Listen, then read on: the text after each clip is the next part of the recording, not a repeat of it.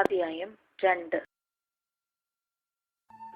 ജ്ഞാനികളുടെ സന്ദർശനം.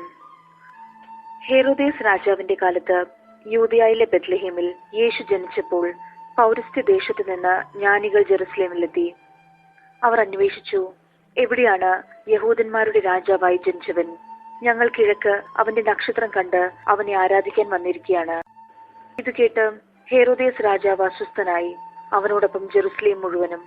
അവൻ പ്രധാന പുരോഹിതന്മാരെയും ജനത്തിന്റെ ഇടയിലെ നിയമജ്ഞരെയും വിളിച്ചുകൂട്ടി ക്രിസ്തു എവിടെയാണ് ജനിക്കുന്നതെന്ന് ചോദിച്ചു. അവർ പറഞ്ഞു, യൂദയായിലെ ബെത്ലഹേമിൽ. പ്രവാചകൻ എഴുതിയിരിക്കുന്നു, യൂദയായിലെ ബെത്ലഹേമേ, നീ യൂദയായിലെ പ്രമുഖ നഗരങ്ങളിൽ ഒട്ടും താഴെയല്ല.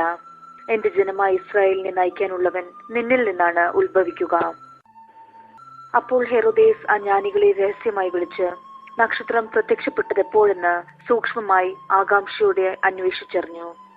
അവൻ അവരെ ബെത്ലഹേമിലേക്ക് അയച്ചുകൊണ്ട് പറഞ്ഞു, പോയി ശിശുവിനെ പറ്റി സൂക്ഷ്മമായി അന്വേഷിക്കുക.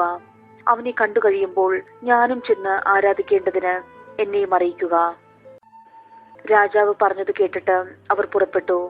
കിഴക്കു കണ്ട നക്ഷത്രം അവർക്ക് മുൻപേ നീങ്ങിക്കൊണ്ടിരുന്നു. അത് ശിശു കിടക്കുന്ന സ്ഥലത്തിന് മുകളിൽ വന്നു നിന്നു. നക്ഷത്രം കണ്ടപ്പോൾ അവർ അത്യധികം സന്തോഷിച്ചു. അവർ ഭവനത്തിൽ പ്രവേശിച്ച് ശിശുവിനെ അമ്മയായ മറിയത്തോടുകൂടി കാണുകയും അവനെ കുമ്പിട്ട് ആരാധിക്കുകയും ചെയ്തു. നിക്ഷേപ പാത്രങ്ങൾ തുറന്ന് പൊന്നും കുന്തിരിക്കവും മീറയും കാഴ്ചയർപ്പിച്ചു. ഹെരോദേസിന്റെ അടുത്തേക്ക് മടങ്ങിപ്പോകരുതെന്ന് സ്വപ്നത്തിൽ മുന്നറിയിപ്പ് ലഭിച്ചതനുസരിച്ച് അവർ മറ്റൊരു വഴിയെ സ്വദേശത്തേക്ക് പോയി. ഈജിപ്തിലേക്കുള്ള പലായനം. അവർ പോയി കഴിഞ്ഞപ്പോൾ കർത്താവിന്റെ ദൂതൻ സ്വപ്നത്തിൽ പ്രത്യക്ഷപ്പെട്ട് ജോസഫിനോട് പറഞ്ഞു, എഴുന്നേറ്റ് ശിശുവിനെയും അമ്മയെയും കൂട്ടി ഈജിപ്തിലേക്ക് പലായനം ചെയ്യുക. ഞാൻ പറയുന്നത് വരെ അവിടെ താമസിക്കുക. ഹെരോദേസ് ശിശുവിനെ വധിക്കാൻ വേണ്ടി ഉടനെ അന്വേഷണം തുടങ്ങും.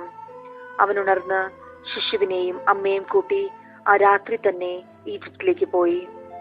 ഹെരോദേസിന്റെ മരണം വരെ അവിടെ വസിച്ചു. ഈജിപ്തിൽ നിന്ന് ഞാൻ എന്റെ പുത്രനെ വിളിച്ചു എന്ന് പ്രവാചകനിലൂടെ കർത്താവ് അരുൾ ചെയ്തത് പൂർത്തിയാകാനാണ് ഇത് സംഭവിച്ചത്. ജ്ഞാനികൾ തന്നെ കബളിപ്പിച്ചെന്ന് മനസ്സിലാക്കിയ ഹെരോദേസ് രോഷാകുലനായി. അവരിൽ നിന്ന് മനസ്സിലാക്കിയ സമയമനുസരിച്ച് അവൻ ബെത്ലഹേമിലെയും സമീപ പ്രദേശങ്ങളിലെയും 2 അതിൽ താഴെയും വയസ്സുള്ള എല്ലാ ആൺകുട്ടികളെയും ആളയച്ച് വധിച്ചു. ഇങ്ങനെ ജെറമ്യ പ്രവാചകൻ വഴി അരുൾ ചെയ്യപ്പെട്ടത് പൂർത്തിയായി. റാമായിൽ ഒരു സ്വരം, വലിയ കരച്ചിലും മുറവിളിയും.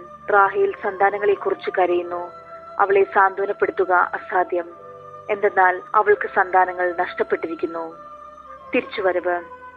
ഹെരോദേസിന്റെ മരണത്തിന് ശേഷം ഈജിപ്തിൽ വെച്ച് കർത്താവിന്റെ ദൂതൻ ജോസഫിന് സ്വപ്നത്തിൽ പ്രത്യക്ഷപ്പെട്ട് പറഞ്ഞു, എഴുന്നേറ്റ് ശിശുവിനെയും അമ്മയെയും കൂട്ടി ഇസ്രായേൽ ദേശത്തേക്ക് മടങ്ങുക. ശിശുവിനെ വധിക്കാൻ ശ്രമിച്ചവർ മരിച്ചു കഴിഞ്ഞു. അവൻ എഴുന്നേറ്റ് ശിശുവിനെയും അമ്മയും കൂട്ടി ഇസ്രായേൽ ദേശത്തേക്ക് പുറപ്പെട്ടു. മകൻ അർക്കലാബോസാണ് പിതാവായ ഹെരോദേസിന്റെ സ്ഥാനത്ത് യൂദയായിൽ ഭരിക്കുന്നതെന്ന് കേട്ടപ്പോൾ അവിടേക്ക് പോകാൻ ജോസഫിന് ഭയമായി. സ്വപ്നത്തിൽ ലഭിച്ച മുന്നറിയിപ്പ് അനുസരിച്ച് അവൻ ഗലീലി പ്രദേശത്തേക്ക് പോയി. അവൻ നസ്രായൻ എന്ന് വിളിക്കപ്പെടും എന്ന് പ്രവാചകൻ വഴി അരുൾ ചെയ്യപ്പെട്ടത് നിവൃത്തിയാകുവാൻ നസ്രത്ത് എന്ന പട്ടണത്തിൽ അവൻ ചെന്ന് പാർത്തു.